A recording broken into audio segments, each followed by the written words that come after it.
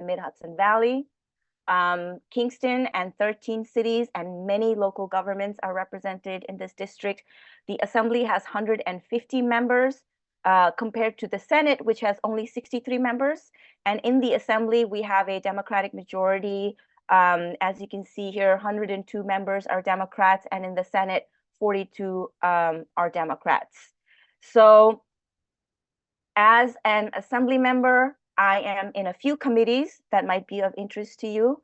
I am in aging, energy, local government, tourism, parks, arts, and sports development, transportation, all very relevant committees for our district. And as a legislator of color, I am also part of the very influential Black, Hispanic, Puerto Rican, and Asian Legislative Caucus, where I serve as a co-chair of the Mental Health Subcommittee. And as one of the few Asian legislators, I'm also part of the Asian American Task Force.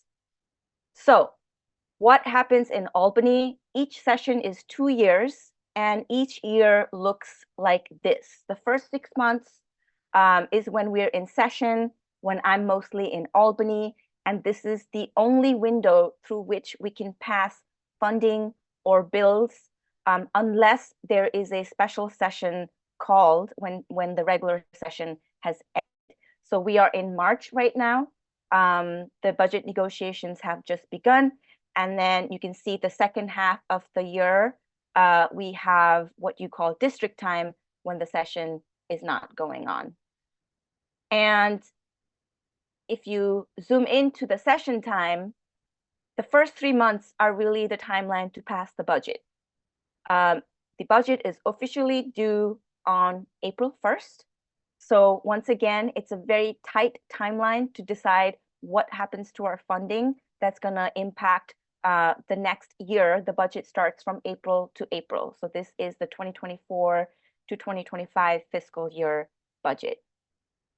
Now, how does the budget pass? What's the timeline if we keep zooming into this process? So this year, January 3rd, the session began, and mid-January, the governor presented her state of the state and also her executive proposal. Then she released her actual budget documents, and the Senate and the Assembly spent quite a bit of time diving into what she's actually proposed and how we want to respond to it. During this time, the Senate and the Assembly do act separately as independent bodies, but we talk to each other to also make sure that we are somewhat coordinating, because ultimately we go into a three-way negotiation with the governor, and it helps if the Senate and the Assembly are as coordinated as possible in order to use our negotiating leverages. So once we have unpacked what the governor has proposed, we discuss amongst ourselves what we want to respond with, and we debate amongst ourselves. The Republican legislators debate separately in their closed-door conferences. The Democrat members debate separately in our closed-door conferences, and we arrive at what's called a one-house budget proposal. The Senate prepares its own one-house budget proposal, which is its version of what they think the budget should be. Then the Assembly proposes its own one-house budget. Often they are similar, but we do have very different cultures in these two chambers, which I will explain that in a bit. But we should remember that the way one-house budgets are arrived at are also to set us up for how we're going to negotiate and how we're going to use our leverage to get the actual final budget that we hope to have. So right now, this week is the first week we have started the three-way budget negotiation, and how that works is the Assembly team leader and the staff, and then the Senate team leader and the staff meet with the governor and her staff, and they make their, start making their deals, and they report back to us, the legislators, and then we comment on what they're reporting back to us, and they take that back, and so on. So it's a very intense, loops of conversations happening during this time. And then once those negotiations have arrived at agreements, we have to pass the budget in the Senate as well as in the assembly, just like we pass a normal bill. And then the governor has to sign it. Technically, the budget is due on April 1st. I have a lot of question marks because it is already March 21st, and we have not arrived at a lot of agreements. We have arrived at general feelings, but not a lot of agreements. So I have some question marks there. And when we do finally pass the budget, it's actually not a single document. It's 8 different bills and appropriations that we vote on individually. So this is what those 8 bills that we will vote on are. The top ones are the spending, and the bottom 5 tend to be more complicated. They also have policy that goes with the spending and so on. So generally speaking, the Assembly and the Senate have very different cultures. Sorry, I said 8, but yes, Ben, my chief of staff, just corrected me in the chat. I'm looking at 10 bills. So the Assembly and the Senate have very different ways of doing things. We, in a regular session and throughout the year, we have separate sets of rules. We are dealing with 150 members in the Assembly, so that creates a different culture. The Assembly offices, because we are so many, we get smaller staff. And we have less resources, and we have many more opinion because we are 150 of us. So there's a different way in which we have to build consensus. On the Senate, because there's only 63 of them, each legislator carries more weight because they can swing things one way or the other. In the Assembly, usually we have to work in mini groups as mini blocks to have sway. But when it comes to the one house, there are 3 traditions which are different between the Assembly and the Senate. The Assembly proposes quite an intense financial plan. So technically, the Assembly's budget can be passed as is because it's come up with all of the financial plan for how we're going to do that. The Senate puts in quite a lot of wish list items that we have without necessarily answering how we're going to pay for it, how's that going to affect the reserves, and so on. But it helps us with the negotiation because Senate comes with a very aggressive wish list. So it helps with using our leverage as we get into the 3-way negotiations. The other thing that is being enforced in the Assembly quite strongly this time is the Assembly leadership does not like including in its one house policy items that don't have fiscal implications. So when the governor presents her executive proposal, it is full of policy items that actually don't have fiscal implications. And many of those policy items are bills that have been kicking around in the legislature, but there are versions of those bills. There are her versions. And sometimes she'll modify them and call them something else, give it a new name or whatever it is. The Assembly does not like to include those in the one house. So if you're like, why is this policy not in the one house? That's really the straightforward answer. The Senate does include them. The Senate includes full bill text of what it would like to see in the budget. The Assembly does not get into the granular details of the local requests. So we have submitted many local requests that we are optimistic we'll see in the final budget. But the Assembly will just call it legislative restorations and not really spell them out. The Senate gets into more detail on each of their member requests, again, because they have only 63 of senators to really answer to. So if we look at the executive proposal, this is what it looks like, the pie chart. And this pie chart looks more or less the same year after year because education is our biggest bucket of spending.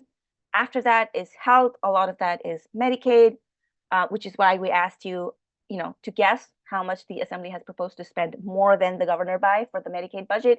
Then you see higher education, that's our SUNYs, mental hygiene, social services, transportation, and all of the other miscellaneous items. So how is the Assembly's proposal different than the governor's? Let's zoom all the way out. The total the Assembly has proposed for spending is $245.8 billion. That's an increase of $13.1 billion over the governor's proposal. And where is that money going? We're rejecting cuts in education, housing, healthcare, environmental conservation, and programs across the board. We are rejecting majority of the cuts proposed in the proposal. We are also making new investments. Those are in education, childcare workforce, Medicaid, housing security, and more. We are providing relief to low and middle income New Yorkers through tax credits and direct cash assistance. This is in our proposal. Of course, for this to be reality, we would actually have to get this into the final budget. And to pay for this, we are showing new revenue streams, one of which is to raise $2 billion in new and recurring revenues, including taxing the ultra-rich and large corporate profits. So governor proposed 233 billion, which is essentially the same as last year when we adjust for inflation. And last year it was 229 billion, and we upped our proposal by 13.1 billion. That's the big picture. Now let's find out the answer of where the Assembly wants to spend more than Governor Hochul. The Medicaid, the answer is $7.1 billion. The area of most concern for me and for many other legislators for our state is Medicaid, and going forward, it is going to be healthcare. That is the most complicated and the one that we really need to sort out, long-term sustainable answers. Then we have our education buckets. We want to spend $1.8 billion more on higher education and $1.1 billion more on school aid, which I'll break down in a little bit. So if you guessed correctly, claim credit for having it, or if you were close. Now we talked about new revenue streams and taxing the ultra-rich and large corporate profits. So that is not us being greedy. That is a question of what has not been coming back to us despite the wealth in New York growing. So this is a chart of what the state funds revenue looks like as a share of the state's total economy, which is the collective personal income. So you can see that in the COVID years, the relation of the state revenue versus state personal income grew in last year's budget, but now we see in this year's budget it dips, it starts to go down. But if you go before the COVID years, you see that it was steadily declining. So that steady decline means that the rich are getting richer, the well-to-do are getting better off, the corporations are making more money, but a share of that money is not coming back to us in the form of public investments. That's what this chart means. It has shrunk. The share of state revenues to personal income has shrunk from 9% to 7.3%. That's where we're at, which is why the conversation of raising more revenues from that collective wealth comes back to the conversation every year. And it is where the legislature and the governor are most divided. So last week, the governor has already said the revenue proposals are a non-starter. And what is she talking about? So these are the proposals she's saying are a non-starter. The legislature, both the Senate and the Assembly, want to increase personal income tax rate for those making $5 million to $25 million and beyond by 0.5%. We want to increase corporate tax rate on large corporate profits that start at 5 million from 7.25% to 9%.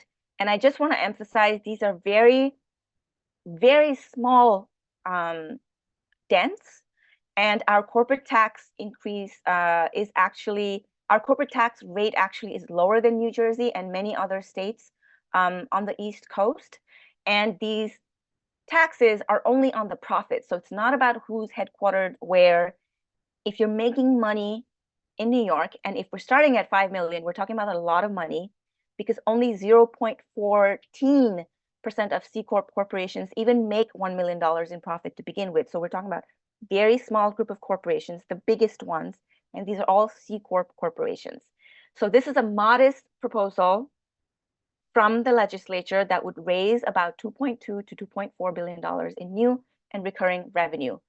I carry a corporate tax bill in the Assembly with Assemblymember Anna Kellis, and our proposal, which is the most realistic but ambitious proposal, would actually get us a lot more.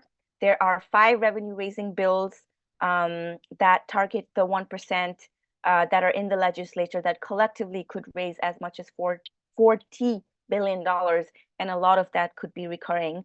But those are, those are the high goals to set the conversation, and this is what the legislature is talking about today. So in addition to new revenues, there's also the question of reserves. We actually have a lot of cash in reserves right now. The governor's proposal sets aside $44 billion for reserve. The Assembly proposes $43.5 billion in reserve. And we actually think that the governor's calculation for how much more revenues we can raise in the next fiscal year was off, and we're going to be able to raise more than what her team is calculated. So the governor in her executive proposal budget book has set the tone of living within our current means. And the legislature has set the tone of, no, we actually need to re-examine what the needs are, and we need to provide relief to New Yorkers. So that's going to be the biggest divide in the tone that is being set. So with that, I'm going to start diving into the highlights. Sit back because there's a lot of information coming up, and I'm going to try to be as least overwhelming as possible. I'm going to start with the most difficult topic, which is health. So Department of Health, we are proposing a spending of $50.9 billion, which is $5.1 billion more than the governor's proposal. The governor overall increased $3 billion in spending on health, but then cut $1 billion in some other areas. And those areas concern us because they affect seniors and the disabled population the most. So we don't want to accept those cuts. And I'm gonna, this first bullet item, I'm gonna explain this in a little bit, but the Assembly and the Senate have come up with a sort of a trick to generate $4 billion in federal matching revenues. And I'm gonna describe that a little bit later. But this $4 billion, what do we wanna spend on? We wanna put aside $938 million aside for future Medicaid spending, and we wanna start spending the $3.5 billion from that. We want to increase Medicaid rates across the board by 3%. And these rates are what, keep the money flowing to service providers. We want to increase hospital, nursing homes, and assisted living programs Medicaid rates by 7.5%. And these are the three very important areas for us because we do not want our hospitals, nursing homes, and assisted living programs having to cut services, having to close. These are serving the most vulnerable population. So we want to increase those reimbursement rates. And we also want to help hospitals. There's a lot of debate on what exactly is going on with hospital funding. Why did the Kingston Hospital go from building, new capital infrastructure to then being financially distressed? Why are 30% of the hospitals across the state financially distressed? These are alarming things that are happening in the state right now. The hospitals don't have safe staffing. The nurses and the healthcare workers are stretched. A lot of them are doing mandatory overtime. They're having a difficult time keeping people, retaining people, recruiting people. So this is a hot area of importance for us to be able to figure out. So $500 billion out of the $3.1 billion, the Assembly is proposing to create a new hospital-directed payment template program. And what is that program? It's a Medicaid program that's jointly funded by the state and the federal government to provide support to financially distressed hospitals. After the federal approval of the program was delayed in 2023, the state loaned hospitals the entire cost of the program, which was $1.7 billion, agreeing that hospitals would pay back the $1.1 billion federal share when the federal's approvals came through. But for whatever reason, although the hospitals have received the federal funding, they have not reimbursed the state. We don't know why. We have not been able to figure that out. In the meantime, we do need to make sure there's targeted funding going to hospitals that are on the verge of cutting services or closing. And again, this is an alarming trend across the state. We also want to reject the governor's cut in state aid to vital access program funding. This is the funding that the Kingston Hospital was trying to get some money from and was rejected by the governor. The governor's team is saying they've actually already gotten more money than they need. Kingston Hospital Health Alliance is saying we desperately need this grant. So while we figure that out, we do want to make sure we maintain the $100 million annual funding for this bucket. And then there are lots of cuts that are restored in many areas. I just have two examples here, 18 million to maintain over-the-counter pharmaceutical coverage, restoring $22 million for the hunger prevention and nutrition assistance program, but there's quite a long list of things that we restore and invest in. So how does this 4 billion trick work? I'm going to attempt to explain it. So this is inspired by something that California tried and with some hesitation was approved by the federal board. But basically, for every dollar a state spends on Medicaid, you get matching money from the federal government. Now, California figured out that you could tax some managed care organizations, then reimburse the managed care organizations. When you reimburse, you use Medicaid money, so that reimbursement gets us federal money. It is literally creating cash out of thin air.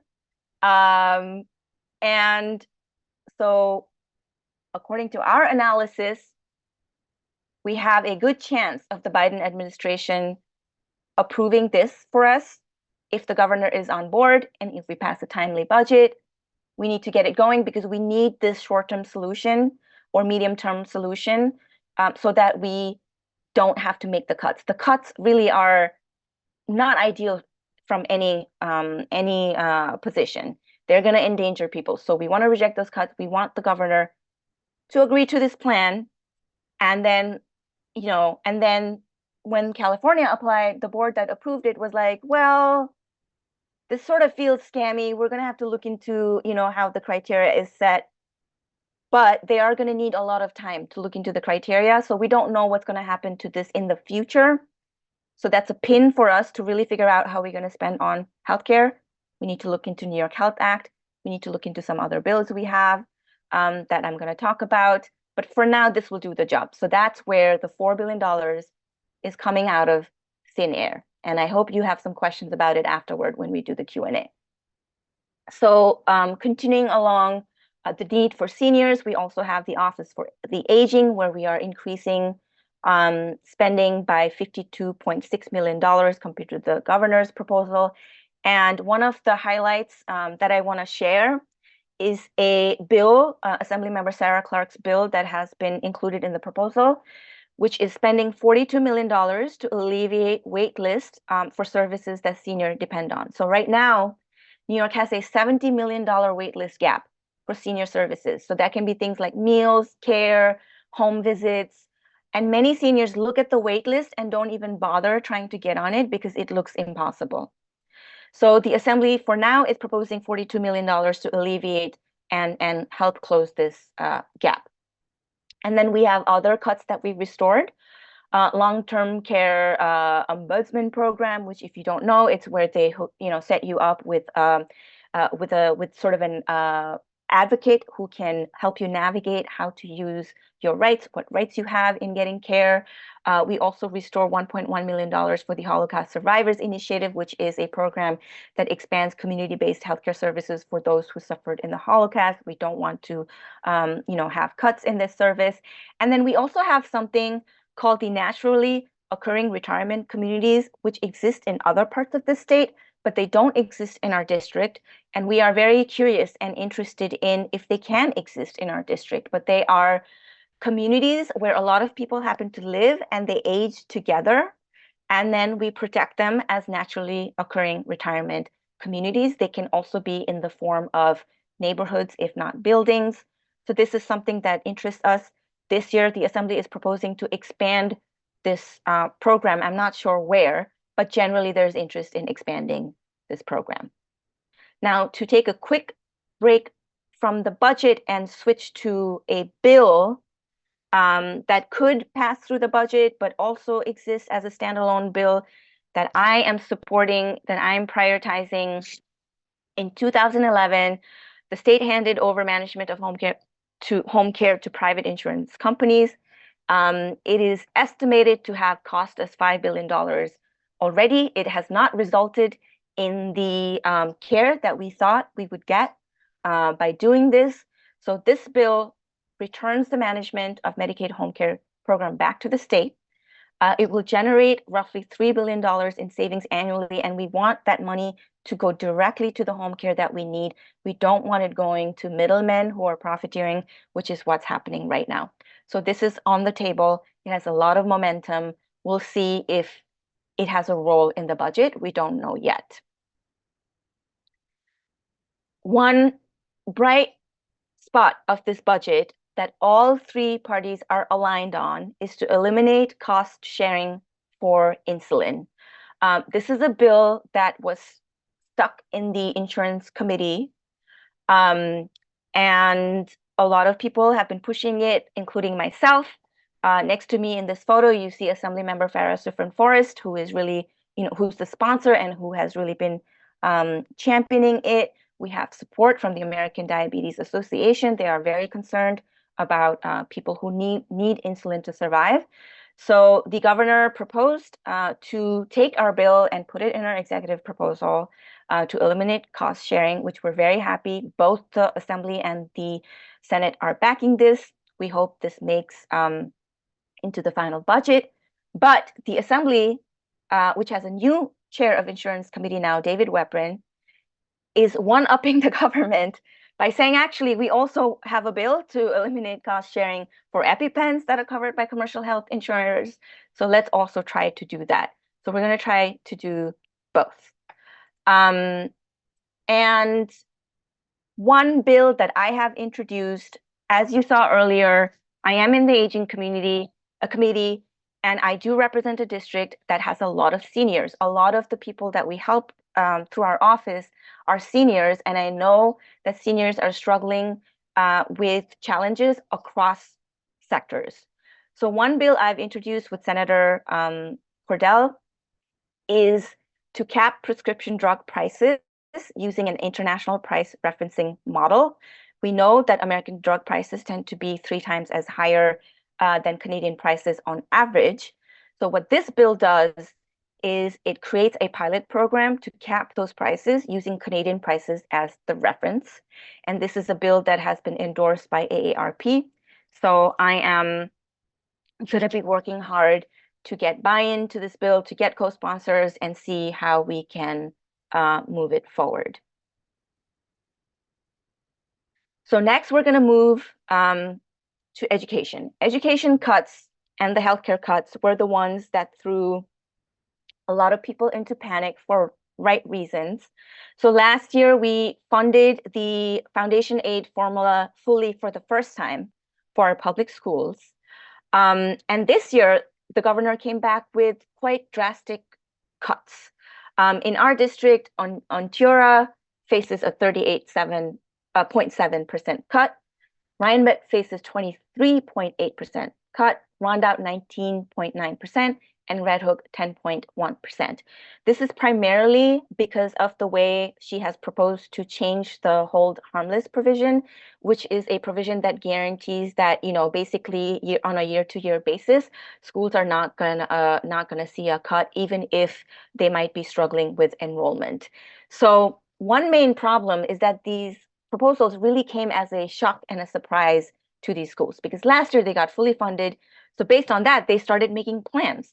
And now, just as they've started making plans, they're saying actually they're going to lose a lot of that money, which makes administering these schools and planning very, very difficult. So that's the main, logistical issue with this. But also, we should give these schools a little bit time to work on enrollment, to work on stabilizing, since they just got the fully funded foundation aid last year. We should give them time to stabilize, to figure out what they want to do before we start talking about changing the formula or changing the hold harmless provision.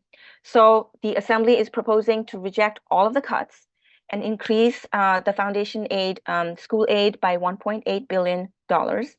And we're also saying, look, if you want to talk about the foundation aid formula, we agree we should talk about it, but we should do it more carefully. So we propose to put aside $1 million to let the state education department study the formula and make recommendations.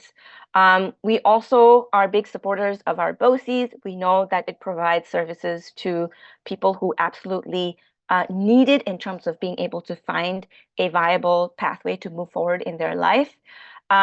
So we want to increase the salary cap aid for BOCES so that people who are providing the education there can take care of themselves, and so that we don't have to cut programs. They really are providing very important services, and we should be, rewarding people who have these types of demanding and important jobs. But right now, it does feel like we are fighting for scraps, but we do want to propose this increase. One of the most exciting things we did last year in the budget was to expand the free school program to cover breakfast and lunches. Our demand was to make it universal because part of the thing is that there's stigma attached to who's eating the free meals versus who is not. So we really want this to be universal. We don't want kids to go to school and worry about what they're going to eat. We don't want parents to worry about it. And we want the kids to have, a more of a same experience of what they're eating. So this year we want to finish what we started and make it fully universal. There are 4 districts, schools that are left out in our district from this program. We want to cover everyone, and this is what the legislature is proposing. Then we have many other new investments and cuts. One I want to highlight here is to increase universal pre-K funding by $125 million. A new thing that we're proposing is to create the Smart School Bond Act, put aside $2 billion for it, and this would also allow schools to pay for the mandate that they have for electric school buses, which is something that we are going to address another time because it is another complicated set of conversation. All that to say, we think that if schools need to do all these new things that the state has set aside as mandates, we need to give them the money to be able to do it. This is where this is coming from. Higher education.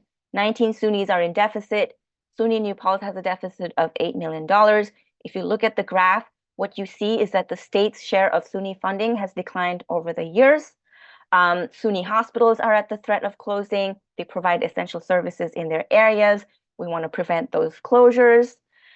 We also want to fund tuition assistance program more appropriately, and I'm going to break that down a little bit. These are grants, tuition grants, and our funding for it has actually decreased over the years if you adjust for inflation. And inflation is one of the things that's throwing a lot of these things off. Then we also care very much about our SUNY Ulster. Right now, SUNY Ulster receives 25% funding from the state, 26% from the county, and 35% from tuition, which is too high for our liking. So here are some of the Assembly's proposals. First of all, we increased the budget by $1.2 billion, roughly. We are looking at a total spending of $15.6 billion. We want to inject TAP, Tuition Assistance Program, with $118.3 million. We want to increase the income thresholds. Again, inflation, more people need to be able to get the old thresholds are not gonna work because it's gonna leave people out. We want to raise the minimum award. We want to add a 5th year where people can get awards, and basically we want to expand it a little bit. We want to increase operating and capital funding for our SUNYs. We want to give an additional $11.1 million for SUNY community colleges. And if we get this, then we're going to talk about how to make sure SUNY Ulster gets some of that. We want to forgive SUNY hospitals debt. Those hospitals need to stay open. And this is a very popular initiative in the legislature. When we're spending public money on capital projects for SUNYs, we need to make sure we have project labor agreements, because the money we spend needs to come back to our communities. It needs to come back to our local workers who do have a higher skill level and safety guards that they use from being in a union. We want to expand and protect our union jobs. So that is something that the Assembly and the Senate have added to their one house proposal, and that also exists as a standalone bill. Environment conservation, long story short, cuts and moving around of money was proposed that we don't agree with. We want to restore those cuts. Here are some of the things that are relevant to our district. The zoo's botanical garden funding that goes to Forsyth, municipal parks, municipal recycling, Hudson River estuary plan, farmland protection, waterfront revitalization. We need to restore all those cuts. And the clean water infrastructure was the most egregious cut. So since 2017, it's been funded at $500 million annually. And this time the governor proposed a 50% cut. So we're saying we're going to restore that. This is meant to upgrade the state's drinking water and wastewater infrastructure. And this is not in a good state right now across the state. So we need this money. Energy. Everybody's favorite complaint is to do with their utility bills and Central Hudson. There's not a ton going on in energy in this year's budget. Last year's was packed with a lot of things that we were able to move through the budget, including the Build Public Renewables Act and the All Electric Buildings Act. This time we are doing some things to move us along. We are making sure the funding for public utility law project is not cut, and we also want to add a little bit of money. This is a consumer advocacy group that is very, very much involved in the Central Hudson rate case. They are fighting for us. They provide lots of suggestions and insight to our office, and they're also trying to stop rate cases across the state and basically fight on behalf of ratepayers. So we want to protect their funding. We also want to reject the $200 million cut for the energy affordability program. We have many constituents who depend on this program. And while we sort out the issue of utility justice, we need to make sure that people who desperately need help to have lights and heat on in their home are getting that help. The big policy fight is something called the New York Heat Act. It's a very long bill, but I'm going to summarize it. It wants to end subsidies for new gas hookups. We pay a lot of money, ratepayers, for gas infrastructure. There are going to be stranded assets soon, but we'll keep paying for it. If you live in Kingston, you've seen the replacement of the gas pipes that are happening that cost millions of dollars that we pay for. We really want to change our utility laws to not incentivize investment in new gas infrastructure. And we also want to make sure we cap utility bills for low and moderate income households at 6%. So governor proposed a very bare bones version of this, and the legislature is proposing to do a more comprehensive piece, especially keeping in mind the affordability piece. Now, energy is one of the priority lanes for our office. We're doing a ton of work on energy. I am the only state elected official to join the legal case. That's the Central Hudson rate case that's still ongoing, that we're going to have updates on next week. It is a huge issue for us because it needs high commitment to make sure whatever energy transition that we have for our state is going to work for the ordinary folks. So we have introduced 4 bills so far, and these are, just a few ideas of the more ideas we have in our head. But we want to ban late fees and shutoffs when a utility is being investigated. For example, Central Hudson. If you're being investigated for wrongdoing, people should not have to second guess if they're still going to charge late fees, because we still hear from constituents who still have wrong bills and they don't know what they're supposed to do with it. Some of them are very high.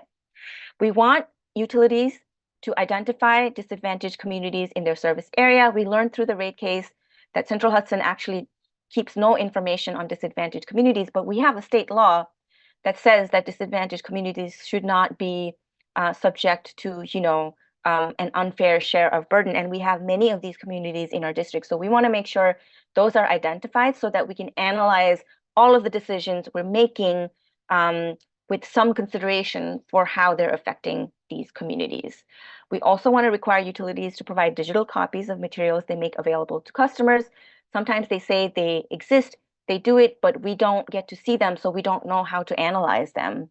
And then we also want to adjust the utility penalty amounts to bring them up to contemporary value. Turns out they have not been adjusted for inflation for years. So this is a push we want to keep on the table. And this is the fun slide of this presentation. We love the State Council on the Arts. We have so many art organizations and artists in this district and across the Hudson Valley. Last year alone, $1.2 million worth of grants from this council came back to recipients in our district, and that's not even the full amount. So we want to make sure the grant making support is funded, so we make some suggestions here. Now, before we get to housing, which is the final piece, I want to talk about what's called Article 7 policies. So earlier I said that the Assembly does not put policy in its one house unless there's fiscal implication. And this is a leadership style, right? This is the Speaker of the Assembly's style. And this is how he sets himself up for getting leverage in the budget negotiating process. So that's why it exists. But what that does mean is the Assembly across the board rejected all policies that don't have fiscal implications, regardless of whether we agree with them or not. So the governor had proposed to repeal COVID-19 sick leave provisions starting July 31, 2024. I personally don't agree we should repeal with this because we actually still have people, even in the Assembly, who've gotten COVID very recently and have had to skip work days. But we rejected because we're rejecting all policy. We also rejected some good policies. Require employers to provide paid break time of up to 20 minutes of breast milk expression. We also rejected what's called the SAMI's law, which is to allow New York City to lower speed limit to 20 miles per hour citywide, 10 miles per hour in school zones. And I'm going to zoom into SAMI's law a little bit because, of course, I support street safety across the state, but it does have important implication for our district as well, which is that it is notoriously difficult to get the state DOT to allow us to change the speed limit. The answer almost always is no. We did pass a bill a long time ago that says maybe you have to do a study, but it's not exactly something that has turned out to be practical for folks who have street safety concerns. So the reason we are very interested in SAMI's law from a local perspective is if we pass it for New York City, and it is very contentious. The Assembly is divided on SAMI's law. It is very contentious. But if we pass it through the budget, it means we can open up the conversation for what happens to the rest of the state. Because amongst upstate legislators, as you can imagine, there is a very strong support for just letting localities at least discuss what they think needs to happen at the local level. So I've introduced two bills. The first one is to authorize localities to adjust the speed limit for portions of state highways that are particularly dangerous. Does the Assembly love this bill? Absolutely not. They hate it. They hate any bill to do with the speed limit. And generally speaking, the legislature and the DOT, everybody. But we don't think this is a conversation that can stall, so we're gonna bring it back onto the table. So that's one. And then the second that I've introduced with Senator Hinchey is to establish a school speed zone camera demonstration program in Kingston. We know that this has worked well in other areas, and we want to be able to try this out in Kingston. And this is only a small slice of what's on the street safety bucket. There are many ideas and many legislation that we support that we want to look into. With that, we're going to move to housing. So housing is expected to be the big fight of the budget, the big, like the deal that we are expecting to come out of this budget. What happened last time? We were supposed to have a housing deal last year, and this is why I have so many question marks and exclamations on my slide. We need this to happen this year. The housing crisis is brutal. No matter which group I meet, who come to our office or who come to Albany, there are stories of housing insecurity that should just not exist.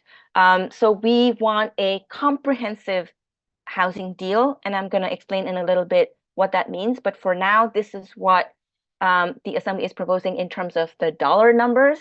We want $250 million for Housing Access Voucher Program because we need this money to be able to place people who are already homeless into emergency housing. Nobody wants people on the street. We cannot have public safety if people don't have a roof over their head. So this is a very short-term funding that we need. We want to restore $40 million for homeowner protection program.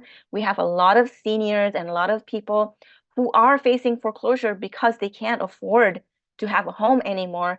And homeowner protection program has an excellent service that helps people keep their homes. We want to fund it. We want to reject this cut. And actually, we want to push going forward to make this funding permanent. Right now, it's on a year-to-year basis. We also have 500 million for what the Assembly is calling Foundations for Futures. It's a lot of different new ideas, but it is, in the pathway to homeownership and affordable housing, new affordable housing bucket.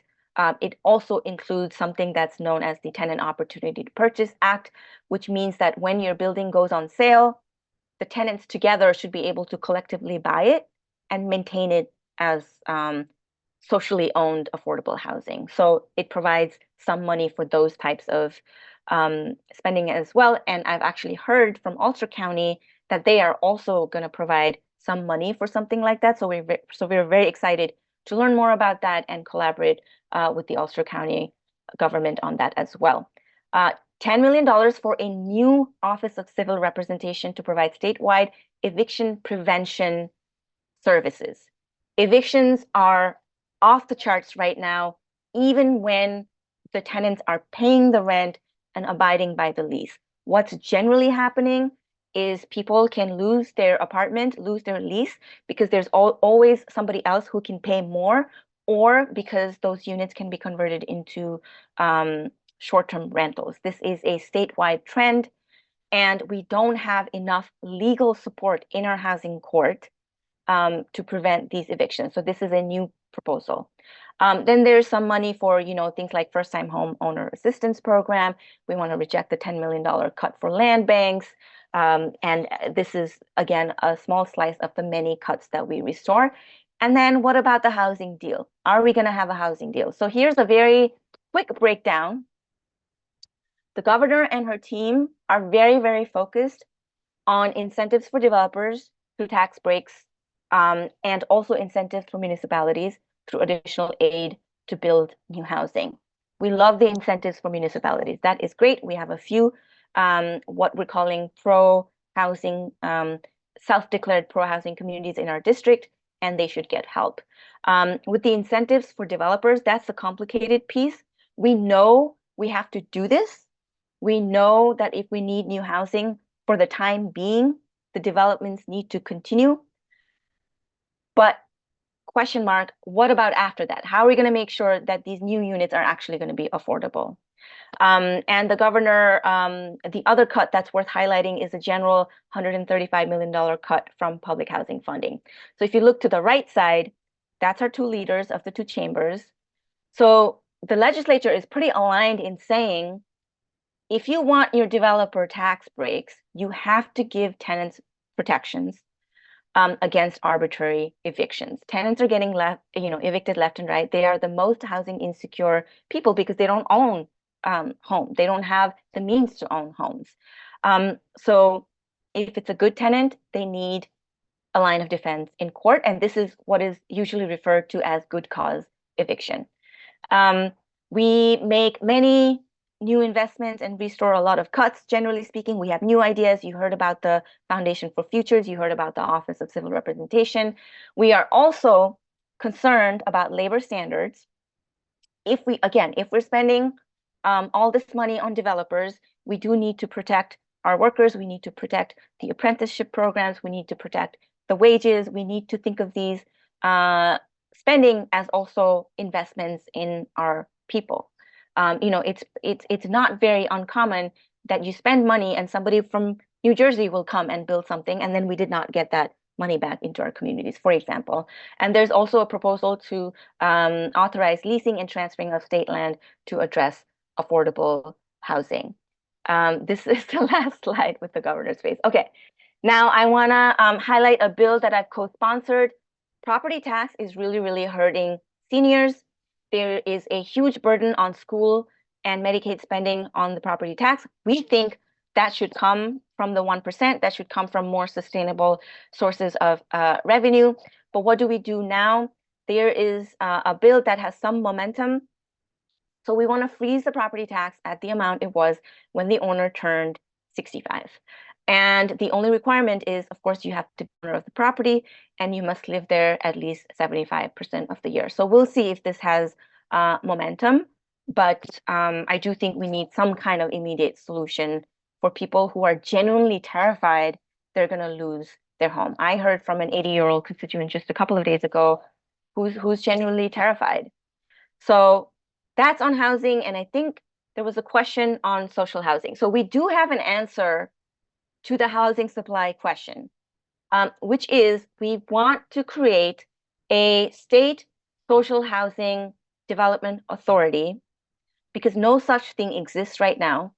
We're going to create a state authority to build permanently affordable housing that is union built, that is high quality and green, and that is going to cap the cost of each unit at 25% of income, and people of various income levels will be able to live in this housing. This is modeled very closely on the housing system that exists in the city of Vienna, where it's very successful, where people don't really think about what they pay toward housing. We want to bring a little bit of abundant, high quality, affordable housing into the mix. And I co-sponsor a very thorough and ambitious social housing bill that is going to be a 5-year fight. It has a lot of support from literally anybody I mentioned this to is very, very interested, but we want people to understand how it works. So we're going to do a town hall. We're going to start in Kingston, Ulster County Restorative Justice Center, April 30th, Tuesday, 6:30 p.m. And Ben has dropped the link. I am sure that people are going to ask us if we're going to do a Zoom version, if we're going to do other locations. So we will visit that as we go along and we see how our capacity is. But we do want to start with Kingston. When I knock doors and I speak to a tenant, here are the 3 common stories. I recently got evicted. I almost didn't find this place and had to move to another county. Or I have a place, but it's completely neglected. The landlord doesn't address any of my needs. So, you know, it's nothing personal against landlords. They're also good landlords. And there are also landlords who own properties because they're trying to take care of themselves. That is all fine, but we can't be so squeezed on a very basic need of being housed. We want everybody to be housed so that they can be stable, and then we want them to be healthy, and then we want them to have access to good education and good union jobs so that we can all thrive. So that's our, you know, our overall goal. So with that, I am gonna stop sharing the screen. Congrats to everyone who sat through this giant dump of information, which is not even everything, but we'll see what kind of questions have come up. Okay, so Ben, from the questions you've collected, I'll just start from the top. Okay, so we have a question from Paul. Have the tax breaks throughout the state via IDA and others caused the shortfalls in the education budgeting statewide? Yes, this is something that comes up a lot. And IDA particularly has regional implications. So for us, it's not 421A, which is what the city folks talk about. A lot of this is done through IDAs. So I do co-sponsor a bill that prohibits municipalities and IDAs from siphoning money away from school districts.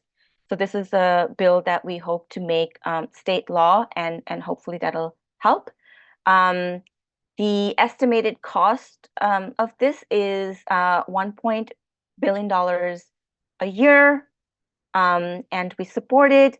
And this pressures local governments to increase property taxes, which is a big issue for so many working class New Yorkers, especially older folks who are house rich but cash poor. That a lot of the burden is coming to the property tax. So hopefully this law change would alleviate that. Then we have a question from Lynn. Is the newly proposed bill that creates the Social Housing Development Authority included in this budget? It is not. It is partly because it took so long to write it, because it's such a robust bill. We wanted to make it as perfect as possible, but we want to get a strong buy-in and do this properly rather than try to push it through the budget in the last minute.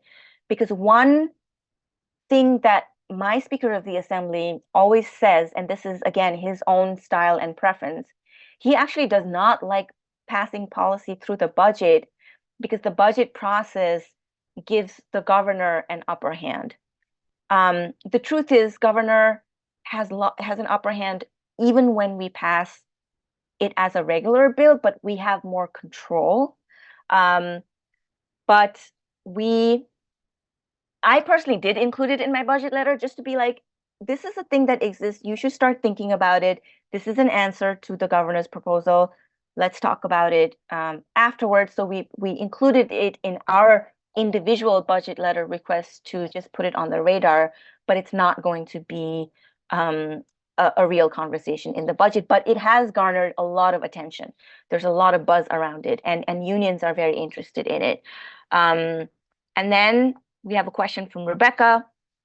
Is the idea that the Assembly would deal with these topics in legislative session and they don't agree it should be part of the budget?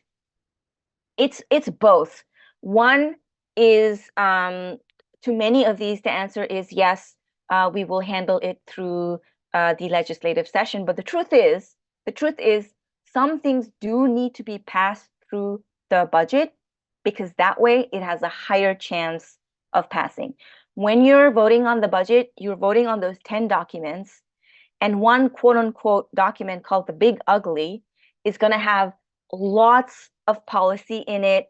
It will have some great things, and it will also have some of the biggest compromises we made with the governor.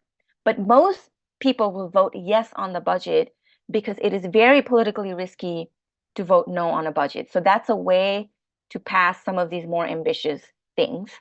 But sometimes there is a preference to pass a stronger version directly through the legislative session. But I think the real answer why some of these things are not in the one house is for negotiating leverage purpose. Last time, the governor did not agree to start negotiating the dollar numbers until there was a three-way agreement on the bail reform change that she wanted, which is pure policy. And we were all very upset because by the time we arrived at negotiating the dollar numbers, we had used up all of our time discussing just bail reform. And that was one of the reasons why there was no housing deal. We ran out of time, and we also had a historically late budget. So it's primarily a leverage tactic. Zachary asks, how many of your colleagues in the Assembly have co-sponsored the Home Care Reinvestment and Savings Act? And just as a reminder, that's the one that returns management of Medicaid home care back to the state and saves us money and gets us better care. Currently, there are 47 co-sponsors in our House, which is a good number. Elizabeth says, can we get access to this PowerPoint presentation? So we have recorded this presentation, and I think we're okay with sharing it, but we can also share the slides if that's more helpful. Carol says, could you please tell us more about why New York Heat was not included in the Assembly's One House budget and how we can help get it passed this year? Okay, so when we discussed New York Heat in the Assembly staff, let's call them the worker bees of the Assembly, the leadership's team, had understood New York Heat more as a non-fiscal policy item. Then I and a few other of my colleagues, when we discussed it, made a case that actually it is a somewhat of a fiscal policy item because we spend a lot of money on energy affordability programs. So if we don't do this in the budget with the affordability piece, which is in the bill but not in the governor's um, proposal, it means we do need to spend more state money on energy affordability programs. So we were able to convince the assembly that, okay, there is some fiscal implication. However, the assembly never puts a whole bill into its one house. It only puts a few sentences in support of the bill. So that's what the assembly has done. And that's as good as we're going to get from the assembly to say we are on board with the New York Heat Act. Um, is Ben, is the tax the rich question also a question, or is that a comment? That is a question. It doesn't say who Yeah. it's from on my screen, but tax the rich has been used for over 100 years, going back to, oh, it's from Rex, to the establishment of the 16th Amendment. People are leaving the state and taking their money with them. The rich will not leave their money in New York to have it taken from them. How will this long list of expenditures be funded? So, great question, because many people have been trying to figure out if the rich have actually been leaving since we made some tax reforms in 2020. And we were left guessing for 2 years, but now we have the data. Turns out rich people are actually not leaving in a higher trend. And sometimes when they're leaving, it's to another high tax state. And sometimes it's for just completely different reason. But also sometimes they've moved to Florida, but they're still paying taxes in New York, or they've moved to Florida temporarily and still plan to come back to New York. So the very short answer is there's no data that supports that the rich are leaving because of anything to do with tax. And anecdotally, I would say that the rich actually will live wherever they want to live because they can afford to live there. So if they want to live in New York, they're just going to live wherever they want. And sort of that is what the data is showing. And when we were making this case, it was actually there was not an agreement. But this year, the governor, the assembly staff, the Senate staff, we all agreed that this data is actually correct. We don't have any proof that the rich are leaving because of taxes. Um, and in fact, a new data that's come up is over the COVID years, New York gained 17,500 new millionaires. Now, these could be people who moved to New York, but these also could be people who just started making more money. Either way, we have more millionaires.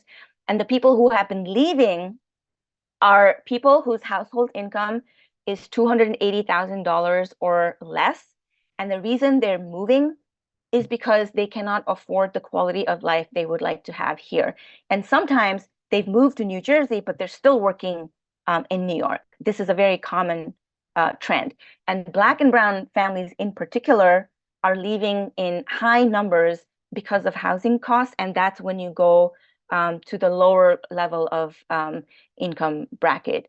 Um, and then, when we say the wealthy, it's not just personal income tax, right? It's also the corporations. Over the COVID years, the corporations made record profits in everywhere, but also in New York. And not only that, but they took advantage of this cloak of inflation to do some actual price gouging.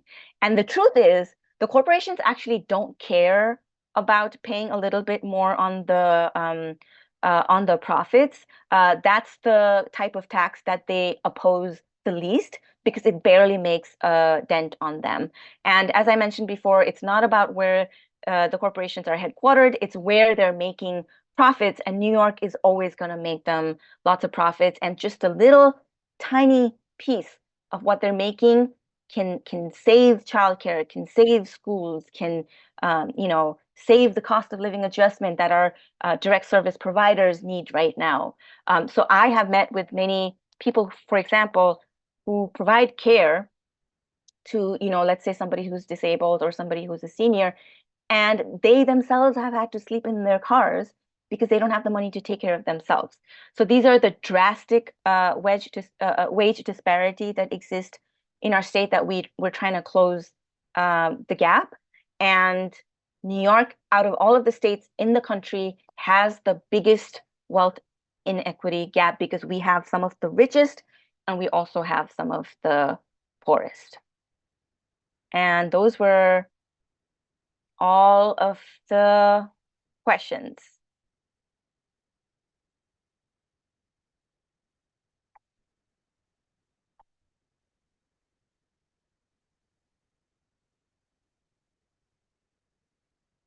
I will give folks a few more minutes to think if they have more questions.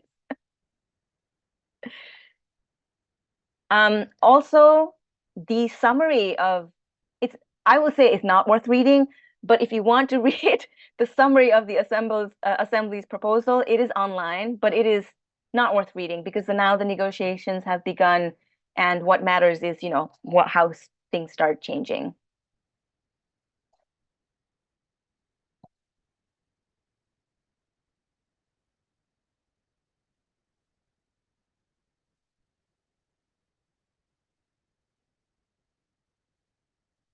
Who to call? Lynn says who to call. So last time when the budget negotiation was contentious, there were some mailers that went out saying, ask Assembly Member Shrestha to support the governor's budget.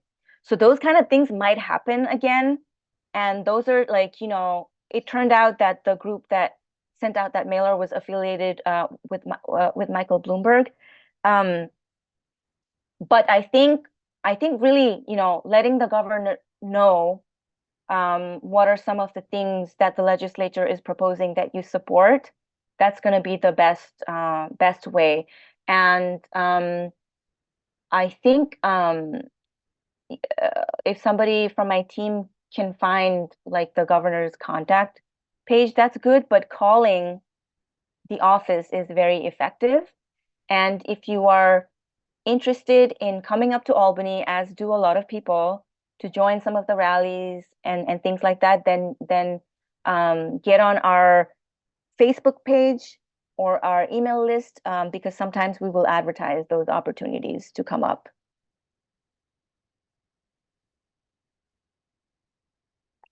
Janet wanted to know, where is mental health in the budget? Let me just, so we do reject a lot of the cuts and we make new investments like in everything else. One piece is we are going to fund the Daniels Law program, which is to make sure that when people are mentally distressed, they get a safe interaction as opposed to a hostile interaction that can endanger them.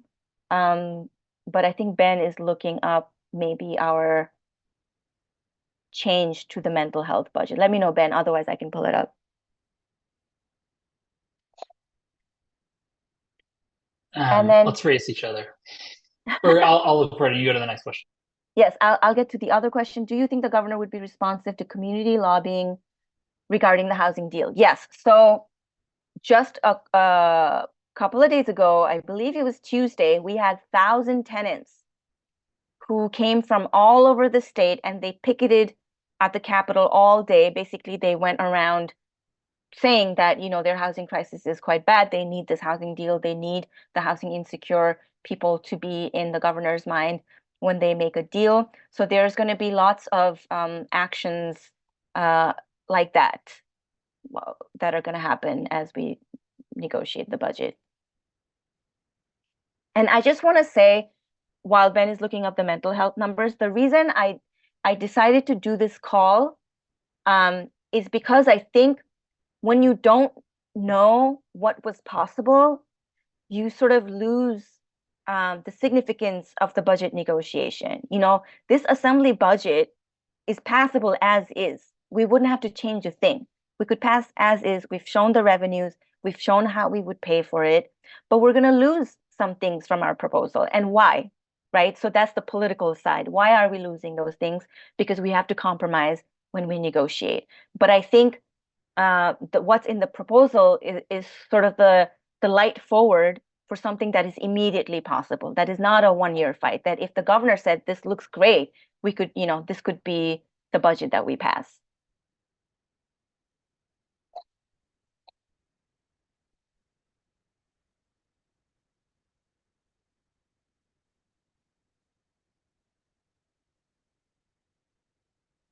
I'm gonna race Ben on if I can find the mental health.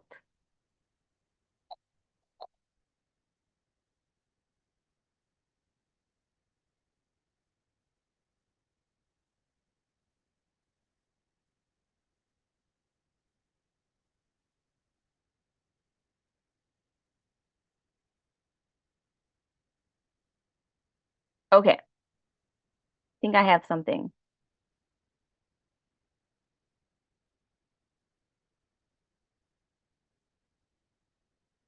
So for Department of Mental Hygiene itself, which is one piece of the whole mental health section, there is a spending of $600 million, and the different parties are pretty much aligned on that. Then we also have Office of Addiction Services and Supports. That's where we restore some cuts and increase by $17.7 million. Then there's the Office of Mental Health, which is different. This one, we increased the funding by $10.3 million. And we have modified the executive proposal to include $22 million to open 125 new inpatient psychiatric beds by providing an additional $3 million to open 15 additional children's beds. So children's beds is something that came up as a more specific challenge. And then we have aid to localities in various forms. The Daniels Law Pilot Program is something I mentioned, $2 million. We also have $2 million for crisis intervention teams. And then, restore a lot of cuts. And yeah, so it's at that level of discussion, not as significant and in disagreement as some of the other pieces, but still we reject the cuts at least.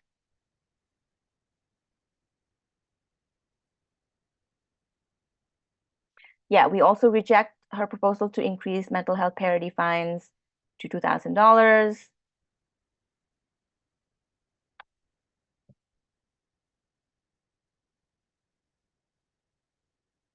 And I know Rebecca is on this call. Rebecca met me with a lot of other people, including from RUPCO, around support for NISHIP to do with supporting housing network. We're also going to be supporting that. Some of the things I didn't mention, there is a big fight for public sector pension, which is tier 6, to fixing that. And the Assembly and the Senate have both said we need to fix it. So we'll see what comes out of the budget. But what's happening is there's a tier 6 pension plan that is not as great as tier 4.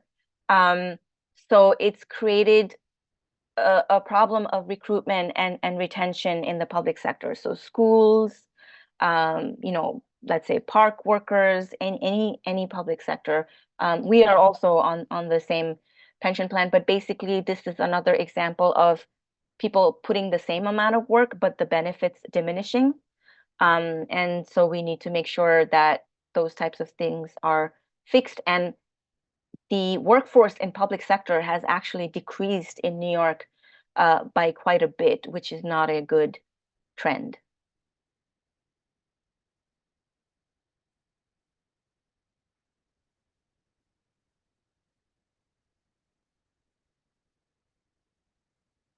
So I think that's it. If once we hop off the call, if you think of another question, just email our office.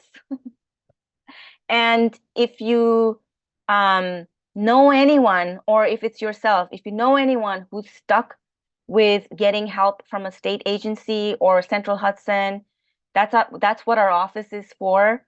Brittany is our constituent services director, and we're helping people navigate a very complicated system of services. all the time. And our intervention always helps people. You know, as soon as we flag something, we're able to hear back quickly. So it's always worth calling our office if you know anyone who's stuck with something or who doesn't know the answer to who as to who to contact.